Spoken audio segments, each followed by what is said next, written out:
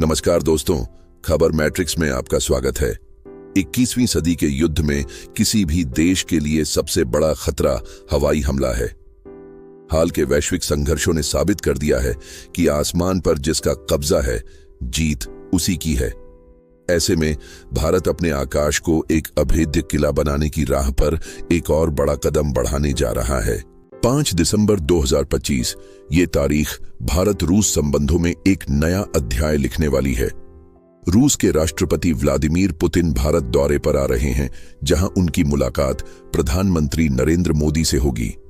इस शिखर बैठक में एक ऐसी रक्षा डील पर मुहर लगने की उम्मीद है जो रातों रात क्षेत्रीय शक्ति संतुलन को बदल कर रख देगी।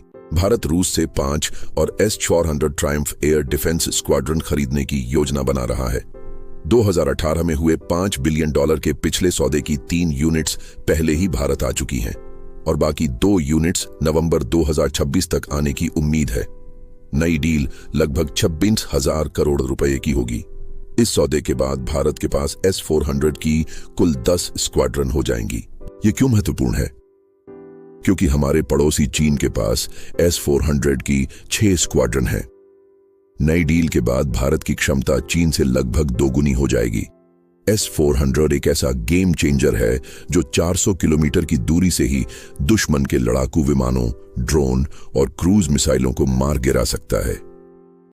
ऑपरेशन सिंदूर के दौरान इसने 314 किलोमीटर की दूरी पर पाकिस्तानी F-16 विमान को गिराकर अपनी मारक क्षमता का प्रदर्शन किया था। सिर्फ नए सिस्टम ही नहीं, भारत पहले से मौजूद S-400 के लिए लगभग 10,000 करोड़ रुपए की अतिरिक्त मिसाइलें भी खरीद रहा है। तनाव के समय इस्तेमाल हुई मिसाइलों का रिजर्व बनाना सामरिक रूप से बेहद जरूरी है। साथ ही रूस भारत में इन सिस्टम्स के लिए एक MRO यानी मेंटेनेंस, रिपेयर और ओवरहॉल सुविधा भी स्थापित करेगा। इस बड़ी डील के बीच एक सवाल यह भी है कि भारत रूस के 5वीं पीढ़ी के लड़ाकू विमान Su-57 को क्यों नहीं खरीद रहा। रूस इसे अमेरिकी F-35 के बराबर बताता है, लेकिन भारत अभी भी इस पर अंतिम फैसला नहीं ले पाया है।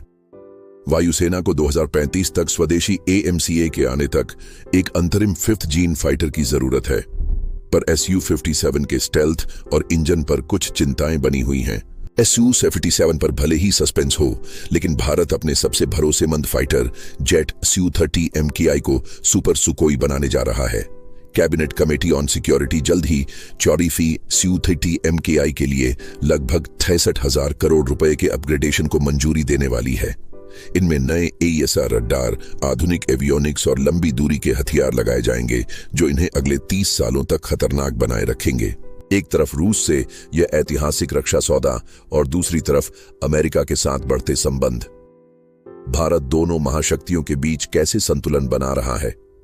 पिछले 15 सालों में अमेरिका ने भारत को $26 अरब से ज्यादा के सैन्य उपकरण बेचे हैं। यह भारत की स्वतंत्र विदेश नीति और रणनीतिक स्वायत्तता का एक बेहतरीन उदाहरण है। S-400 की नई स्क्वाड्रन और Su-30 MKI का अपग्रेडेशन, ये दोनों सौदे भारतीय रक्षा तंत्र को भविष्य की चुनौतियों के लिए तैयार करेंगे। यह न केवल हमारी हवाई सुरक्षा को अभेद्य बनाएगा, बल्कि हिंद प्रशांत क्षेत्र में भारत की स्थिति को और भी मजबूत करेगा। इस विषय पर आपकी क्या राय है? हमें कमेंट्स में बताएं।